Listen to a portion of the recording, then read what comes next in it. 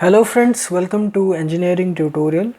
So again we will continue our discussion with power systems engineering, and so far we have discussed the basic introductory concepts related to power systems, the basic principle of generation of electrical energy from the primary energy sources, and about the various sources of energy from which we can generate electrical energy.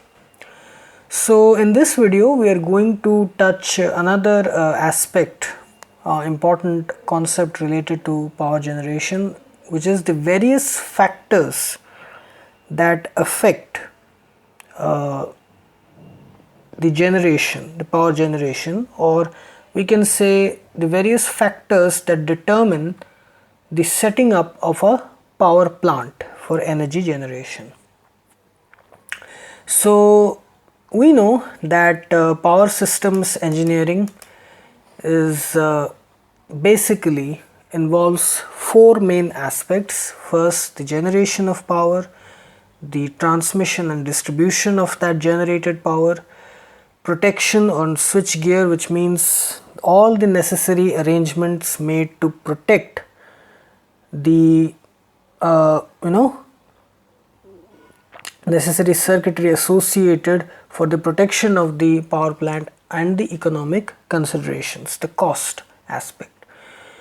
So the various factors which affect power generation can be divided into these categories. Okay, first is the initial cost.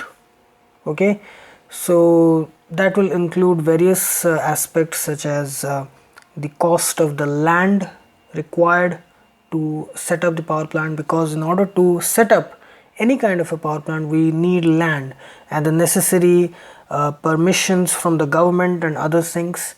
Then the running cost. So initial cost will include land, the cost required to construct, and all the other construction aspects and hiring of the key personnel. Running cost will include labor, raw materials, machinery and all of that. Then the availability of raw materials in nearby locations. Then the cleanliness, treatment of wastage, the efficiency of the output, how much output we are getting as compared to the input which we are providing, and the climate and geography, the nearby surroundings, the environmental conditions. So all of these factors have a role to play in the setting up of a power plant for power generation, and we have to consider all of them and try to maintain a balance between them, all of them, while considering the setting up of a power plant. So we'll discuss each of them in separate. Okay, so the first is the initial cost. Now, as I said, it is the most important factor to consider when we take a decision, or the government takes a decision to set up a power plant. So it will include, as I said, the cost of land, because in order to set up a power plant we first need to identify a proper chunk of land, and the capital cost, the salaries of the high officials, and the construction and all of that, that will take a huge amount of money. And basically this initial cost, it varies from depending on what type of power plant we are setting up. For example, the initial cost of a nuclear power plant is more as compared to that of a hydro power plant. So it will vary. So a lot of things will come into play, and this initial cost, it varies from region to region and depending on the source, the primary source of energy. And we know that there are various sources of energy: the sun, wind, water, fuels, nuclear energy. So the initial cost in setting up these power plants will be different. Okay, and it also varies from region to region, and this is the fixed cost, and I'm saying that it is a one-time investment. Then we will come to the second factor, which is the running cost. The initial cost, land, construction and hiring of the key personnel. It's a one-time investment first. Then comes the running cost, which is the day-to-day investment that is required. So this running or operating costs, as it is called, that includes raw materials, fuel, labor, maintenance cost, which is required every day, because energy generation is a everyday affair. We cannot take breaks in between. So this cost is required every day, and this is variable in nature as opposed to the initial cost, which is fixed. Running cost is variable in nature and it depends on the number of units of power generated. We'll discuss about the various units of power in a separate video. So this running cost, it depends on the number of units generated. Okay, so initial cost and running cost, two factors we have discussed. Next is the raw materials. Okay, so another factor, an important factor again, which affects power generation, is the availability of raw materials in nearby location, the cost and the reliability, the dependability on that raw material.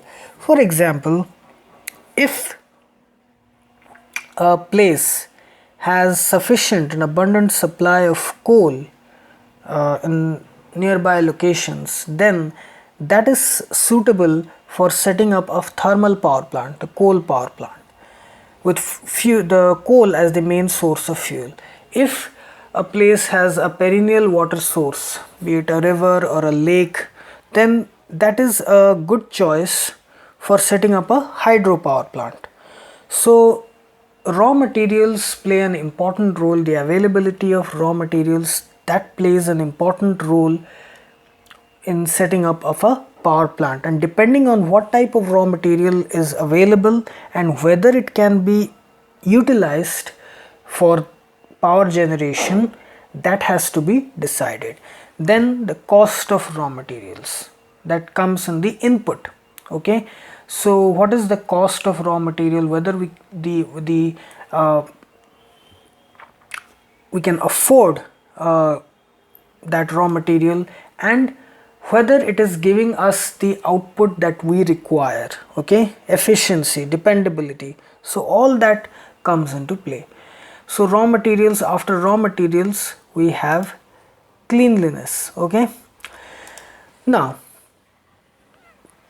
see, we live in an environment, in a surroundings. Now the cost of power generation should not be that the environment around the power plant, it should be affected in a negative way. So proper steps and proper precautions should be taken in order to minimize the harmful effects of power generation on the environment. For example, when we consider a nuclear power plant or a thermal power plant with natural gas, coals as the main source of fuel, the byproducts, the smokes, the fumes, the emissions that happen from the power plant will of course cause damage to the environment. So proper handling of the raw materials, the treatment of the waste, disposal, sewage and the harmful smoke, ash and emissions and the radioactive materials, especially for nuclear power plants, that should be done, and careful precautions and steps should be taken so that they do not cause any damage to our surroundings. Okay, so especially this is much more of a serious issue when it comes to nuclear power plants and thermal power plants, because they cause the maximum amount of damage to the environment because of the harmful emissions, radioactive materials which come into play. Okay, so cleanliness and impact on the environment also plays an important role. And next is the efficiency. okay, the efficiency of the output.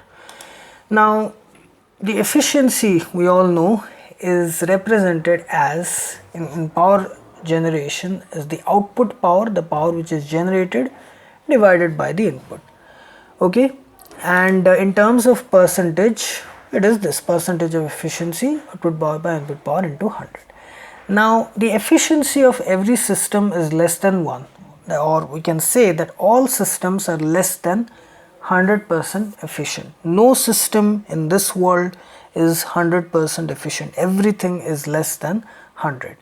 And you would be surprised to know that most of the power plants, they operate below 70% efficiency, and there are hardly power plants, some power plants which operate at above 70 or within that, but mostly they operate below 70 or 60%, okay.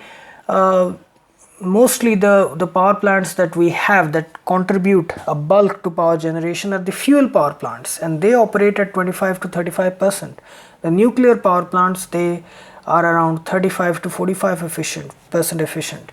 The hydro power plants, they are around 85% efficient. Now I already said in the previous videos that the nuclear and the fuel power plants, the coal and natural gas as the main source of raw materials, they contribute to bulk of the power generation, and see their efficiency 25 to 35%. It means whatever input we are giving as raw materials and everything, we are getting only 25 to 35% of that as output.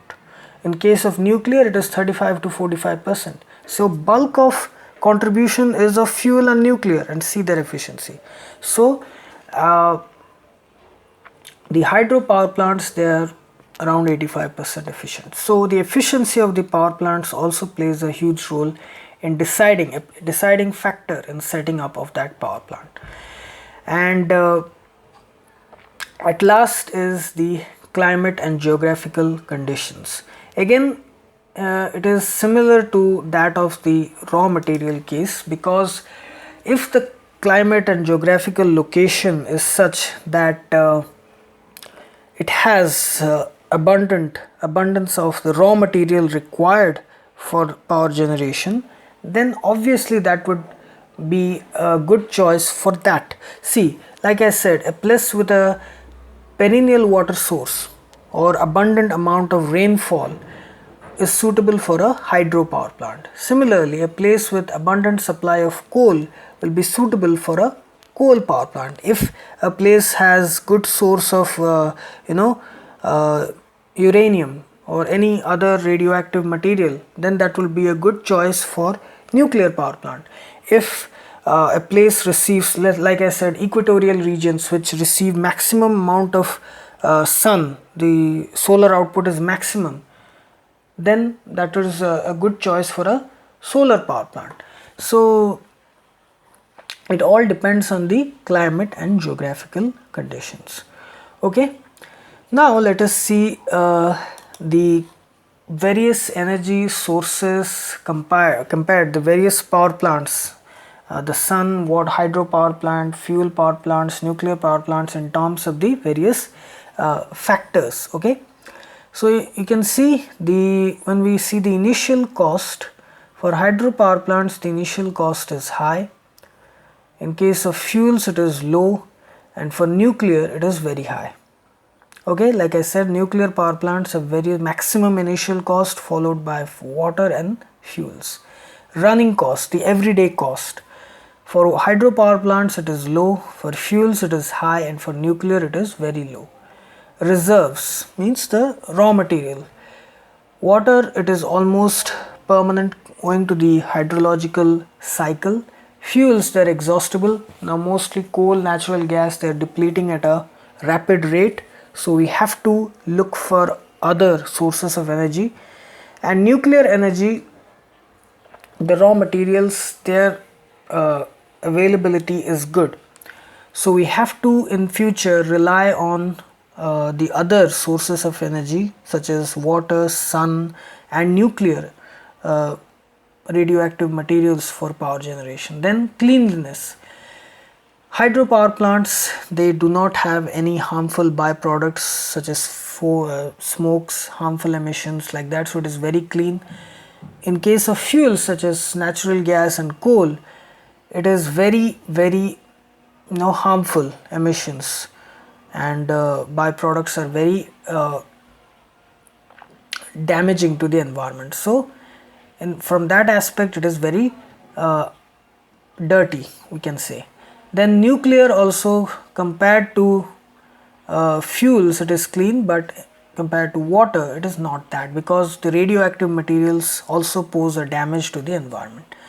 And then the simplicity of the process, the hydropower plants are quite very simple, fuel power plants are complex, and nuclear power plants are very complex because of the involvement of the radioactive materials. So everything becomes very complicated.